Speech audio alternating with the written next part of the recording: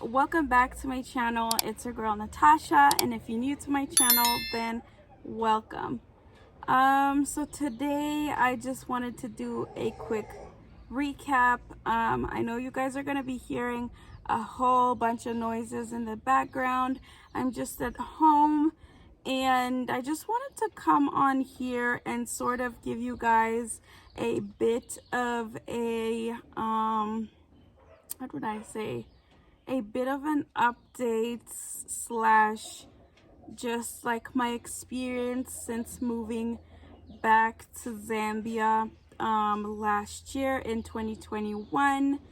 There has been a whole lot of positive and a whole lot of negative, and I know for me, I think I really wanted to be completely transparent with everybody thinking about coming to Zambia, whether it be moving or basically coming to visit, and just, you know, being super transparent of my experience. And I know you guys probably have read in the caption of what this video is gonna be about. Yeah guys, where do I start from? So last year in April, myself and my two kids came back to Zambia, and I hadn't been to Zambia in I think it was almost 6 years, and I had been here previously 3 times since I moved from Zambia when I was about 3. And so it was a new experience. It was a lot like moving to a new country and really not knowing much about the place. And I know a lot of you guys probably know that I am part Zambian. So my mom is Zimbabwean and my dad is Zambian. And so, like, growing up, we grew up speaking English at home, and you know, I didn't really learn any of the local languages that they speak here in Zambia. And obviously my mom is Zimbabwean, Ndebele, so I could speak Ndebele, but obviously in Zambia you don't speak Ndebele.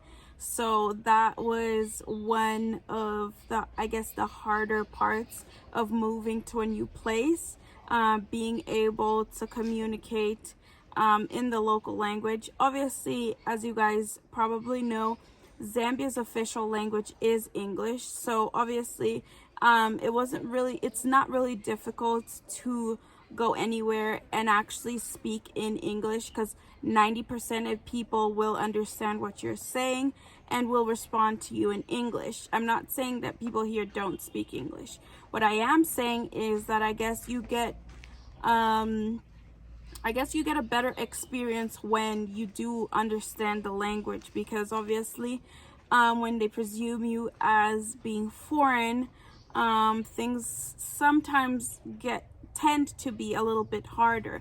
Like, let's say if you go to the market and you want to purchase something, the cost of that might be slightly higher than a local, because of the fact that obviously you don't speak the local language.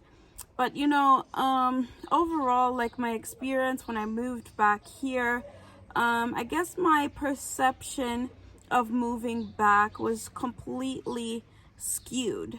I had that perception that I would come back and, you know, it would be this great reunion with family, and, you know, like, have that experience that I didn't have growing up, you know, being around cousins and whatnot, of which, like, in the beginning, obviously I did have that experience, but as time went on, you know, there was a lot of, how would I say, a lot of things that transpired, of which I will not get into detail about.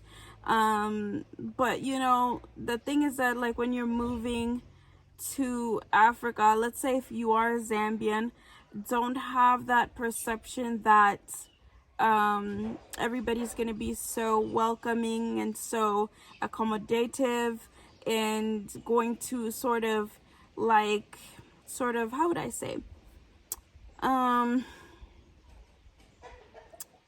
I don't even know how to place the words.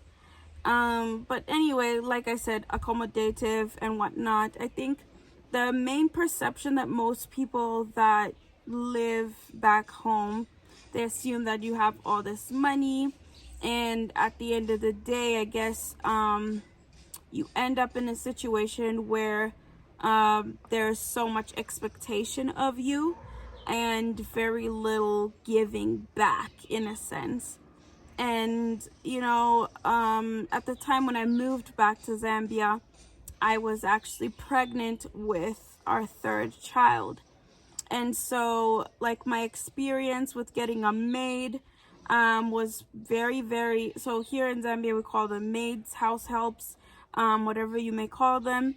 And so, like, I initially tried to look for somebody who would assist me with, obviously, the little day-to-day chores and whatnot, because obviously I was pregnant and being alone with two kids. Yeah, it was really, really, really, really tiring. That's what I would say. And so, yes, I know, like, living in Canada or even in Finland, that's not part of the norm, and there are a lot of strong single moms out there, of which I commend them, because obviously within the past year and a half, I've had to be a single parent, being with two kids, and they were all under the age of 3. So yeah, it was quite the journey. And I would not recommend it to anybody to move out here with your kids alone unless you've really done it before. I haven't, so it was a new experience. And, like, I guess when it comes to okay, let me start by talking about immigration. So, like, initially when I came to Zambia, and prior to coming, I had the assumption that because of the fact that I was a Zambian citizen and I do hold a Zambian passport, that I wouldn't have an issue with immigration. Come to find out, obviously that was not the case. When I came into the country, I came in with a foreign passport. I am a citizen of both Zambia and Finland, and so I came with my Finnish passport. And so I was given the 90 days and whatnot. And initially, I could not come into Zambia with my Zambian passport because I had lost it. And so I did get a police report in Canada prior to me coming. And the thing is that obviously, with the hectic situation of trying to find housing and also having the kids all the time, I really didn't have any information on how to go about getting a new passport. And yeah, guys, it was just a hectic situation. When I came back, I did have some family members who had offered to help me out by obviously showing me how the process would go. And I guess also, I think it was mostly being naive and basically thinking that people were wanting to help me out, right? And so I had a family member ask me to give all, like, my IDs, stuff like that. And they did say that they were gonna sort of help me out with the process in terms of obviously like how to get the paperwork, where to do the interview, all that stuff. And guys, when I tell you, I think sometimes it's better to research and try to do things on your own, because by the end of the 90 days, unfortunately, your girl almost got deported. Yeah, I'm just gonna say it out there. I had checked into my passport, come to find that the guy had given me the 90 days, and obviously you're supposed to go to the immigration office, they're supposed to stamp it, all that stuff. But because I was super ignorant about a lot of the things, I had absolutely no clue. And so at the end of the 90 days, we were given 90 days with me and the two kids.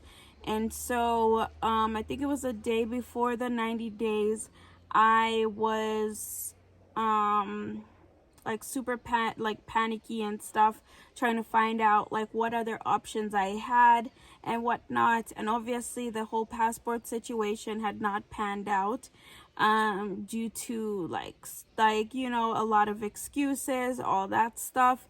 And so I basically now ended up at the immigration office and went over there, explained my situation.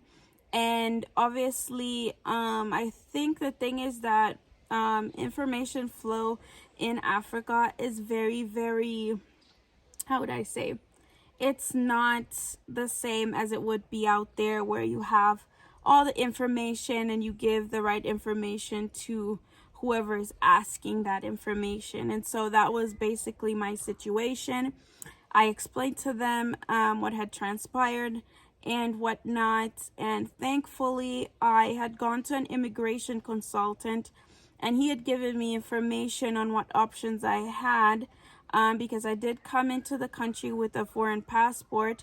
And so my visa had ended, and I was wondering, okay, what am I supposed to do? I'm a Zambian citizen and all that stuff. Thankfully, the immigration consultant that I did use gave me the information that, if due to me being a Zambian citizen, because of the fact that I had my foreign passport but I didn't have my Zambian passport, because of the fact that I was Zambian citizen and my children were born to a Zambian citizen, I would just have to go to the immigration office and basically ask them to evoke Section 3, of which, after multiple months of just because they asked me to write an application and whatnot, after a few months, I went over there. They finally evoked Section 3 in my passport and my two other kids. I'm not going to say that I'm a professional. So guys, whatever your situation is, it's always important to reach out to an immigration consultant to find out what your options are, whether you be Zambian or not. You want to make sure that you have the full extent of the information that you will be needing prior to moving to a foreign country. I know a lot of you guys are wondering, what does Section 3 mean or whatever. So I will insert a little picture of what it looks like. So Section 3 is basically, it basically states that you are a child of a Zambian, and so you have like right to stay in Zambia due to you being a child of a Zambian. And so in my kids' passport, they evoked Section 3 on both of them, and then also for myself. Obviously, for them to have evoked Section 3 in my Finnish passport, I had to show that I actually was born to a Zambian. And so I had to show the rightful documentation and whatnot. And finally it got resolved and whatnot. And then later on, guys, I managed to get a new passport because of the fact that the one before had gotten stolen and stuff. And guys, you know, I know this video is gonna be super long, but guys, I'm just trying to be super transparent with you guys. Another situation that transpired was, prior to us moving out to Zambia, a friend of my mom's reached out to her and said, hey, I'm sure you guys are interested in buying some land, and I really want to help you guys. Why you always lying? And so I can sort of facilitate buying some land on your behalf. Yeah, just by the pause, guys, it was not a good idea. Unfortunately, because of the fact that we had already planned out our move, and we were thinking, hey, if we can buy some land prior to me leaving with the kids, at least by the time I get here, I can sort of start on the paperwork, and then we can do some small scale farming. And so, guys, unfortunately, we sent the money to the people. And, guys, there was just a whole lot of things that transpired after sending the money. And it has been a roller coaster. This is almost 2 years since we sent the money. Come to find out, we were scammed. Yes, guys, we were scammed about, probably right now, almost, like, give or take, that's like an approximation, so it's not the exact amount, about $14,000 Canadian. And prior to us moving out here, initially we had not, how would I say, initially we had planned that we were going to settle in Canada and buy a house. And so the money that we used towards us moving out here was basically the money we had saved over the years. So it was our life savings. So, sorry guys, my camera went off. So like I was saying, so before we left, obviously, like I said, we had planned that we were gonna buy a house in Canada and whatnot, of which now we started watching videos by What Am Maya, Natural Ghana Girl, and different YouTubers on moving back to Africa. And so at the time I was going through a really depressive state, just the cold in Canada and not having any family around. It just became super frustrating.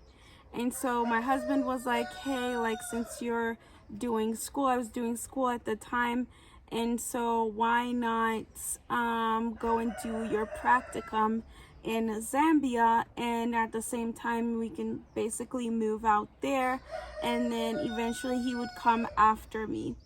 And so, like, we were super excited about our move, and we were like, okay, now that we're gonna move out there, we're gonna have this and this done and whatnot. It was just a lot, guys. Come to find that we got scammed. The process for buying the land, it was traditional land. I will tell you guys, stay away from traditional land. The process is too long, and most of the time you end up in a situation where you get scammed because people take advantage of your ignorance. So the land that we built this house on, fortunately, it wasn't a scam situation. It was a piece of land that was on title. So fortunately, things worked out well, and the person who sold this place to us was super kind and a very, like, transparent and honest person, of which, like, he was literally a godsend during that time, because with every single phase of what has been going on during the time where we built the wall fence, building the storage room, all that, he gave so much information and was super kind to be, transparent about every single situation when I would ask. And so, like, God bless him. But yeah, guys, we ended up being scammed. And obviously, throughout the year and a half that I was here alone with the kids, I was also pregnant with our third, building this place and trying to finish it up. And, like, my experience was not the best, to be honest. It was literally like, going to war. My mom actually ended up having to come here because I didn't have anybody to help me out with the kids. I didn't have anybody to help me out during the time I was pregnant. I literally was some of the days literally on my knees trying to make food for my kids, because obviously I didn't have anybody to help me. And you guys are wondering, why didn't I get a house help? I did. I had in total hired maybe 4 different people. And I think the thing is that when you're looking for a house help over here, you have to be able to be sure that the person that you're bringing in your home is actually going to be, I don't even know how to explain it, going to be empathetical. I was pregnant with the kids, and the people that like I had hired, some of them stole from me, and a lot of them were not just the right fit, especially with like I did have just a mandate of being able to just do a little bit of cleaning in the house, because of the fact that obviously when I'm pregnant, I do struggle with walking. I do struggle with having like severe back pains, and just like it's just, different women have different ways of dealing when they're pregnant. And so for me, pregnancy really takes a toll on me. And I'm sure you guys saw that I was really like, I had lost a lot of weight due to a lot of like pressure and whatnot. And so like obviously my experience wasn't the best, but I'm not saying that house helps here are horrible. I think it was just the fact that, when you're in a new place, you want to be able to feel things out before you actually have somebody join your family and whatnot. And I think also just not having the help of where to actually source those people properly, and like the vetting process, all that is something that is very important prior to you looking for somebody to basically become your house help. And so guys, with my whole entire experience, we did sit down, like even I know you guys have been wondering why the house build has taken so long. For those of you that follow our series of building and trying to finish up this house, unfortunately, like I said, with us getting scammed with that land, it wasn't just like a one-time payment situation. We paid off the entire land prior to us coming, and then obviously there just were a whole lot of things that arose. Like we would be told, hey, you got to pay for this, you got to pay for that, you got to pay for that, thinking that we were getting closer and closer to being able to convert that traditional land to titled land. Unfortunately, it was all like basically a reason to stall and really not actually get what we had paid for. And like as of now, I really can't talk more in detail because we are trying to sort of go to court with the situation. Hopefully it's gonna be a positive situation where we'll get our money back or something in return. But like with every single situation, guys, there is a risk, and at the end of the day, even if things don't end up being solved, obviously God is going to take control, and whatever happened, and we're just hoping that things will go towards a better direction. And yeah, guys, so like I was saying, the cost of the land was way higher than we had anticipated. So initially we were told that the cost of the land that we were buying was about $6,000. And so we sent all that money to over here, right? And then over time, we just kept on getting like, oh, you're going to have to pay an additional this and that for this, that, of which has come up to approximately $14,000. And so like come to find out, when we went to go and try to solve the situation, it was all scam, and there was the process that we had gone through was actually not true. And so like the money that we had sunk in was the money that we're supposed to use towards basically finishing up the house. And so like right now, with doing YouTube and trying to delve into a little different things, we've been able to sort of raise some money and be continuing with the house and like the renovation of it. And I'm just trusting that God is going to sort of remove us from this situation, and we'll have better days as the new year comes. And guys, the thing I will say is that if you are looking to moving back to Africa, if you're looking to moving to Zambia, make sure that you are well informed with everything that you're looking to doing, whether it be buying land, you're interested in investing in a business, all those little things is one of the important things that you should look into. And unfortunately, I'm happy that this happened to me. And there are other things that obviously have transpired over the year.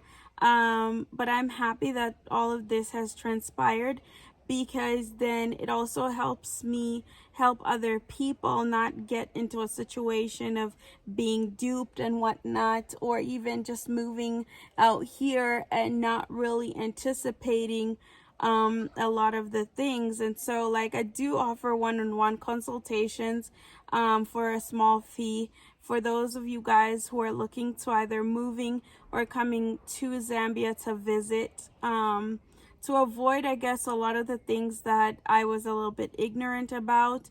Like, for example, immigration. There are multiple options of one who is not Zambian immigrating to Zambia. And with the year that I've been, I've learned a lot of things that obviously will help a lot of you guys who will be moving out here. There are a lot of business opportunities in Zambia.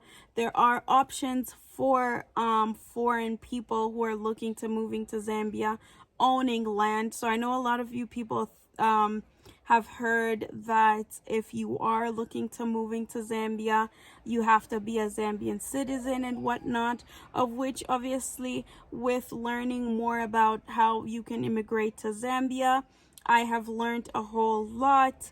And guys, just being able to actually live here and seeing how the cost of living is, areas where to live, all that stuff, it has been quite the roller coaster, I won't lie. I have lived in total in about 6 different places in the city over the past year.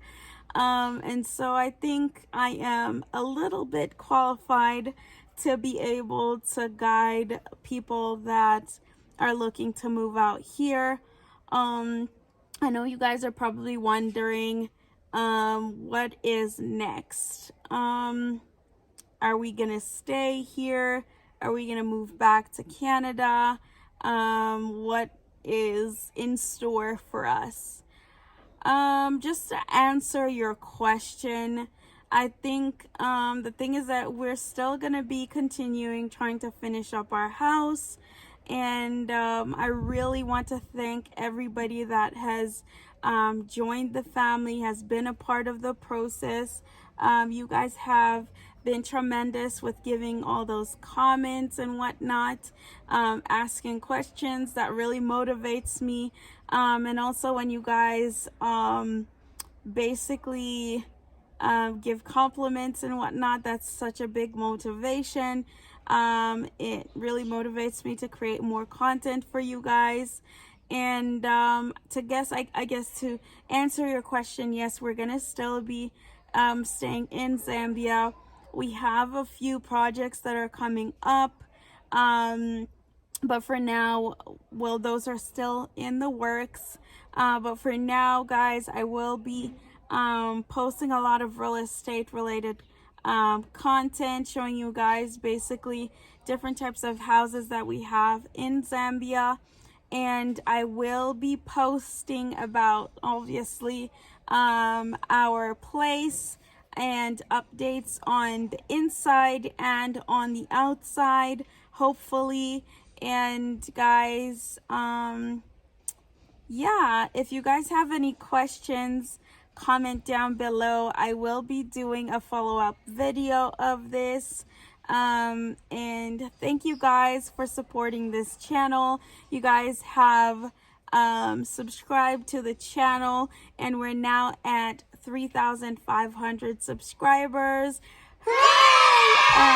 Thank you very much for that support. I really appreciate it. And a lot of you guys that have done consultations with me, I just want to say thank you, because you have been supporting through basically doing those one-on-one consultations. And so I will continue creating content in Zambia. And if you guys want to see more real estate related stuff, day-to-day stuff and whatnot, comment down below. I will respond to your comments. I will be looking at those comments and possibly do videos on what you guys request. And I know a lot of you guys have been wondering what was the cost for our wall fence, the house, the water tank, and everything. I will be doing a video on that soon. I know it is literally overdue, but I have been really busy with the family and whatnot, so I don't ever get to do these sit down videos. But I will definitely be doing a sit down video giving you guys a breakdown of each of the things that have been built in this yard. And I'm hoping you guys had a wonderful Christmas, and I hope you guys have a great new year. Thank you guys for watching. Don't forget to like, comment, and subscribe to the channel. Hit that bell notification so that every time I post, you guys are notified that I have posted a video. Yeah, guys, bye.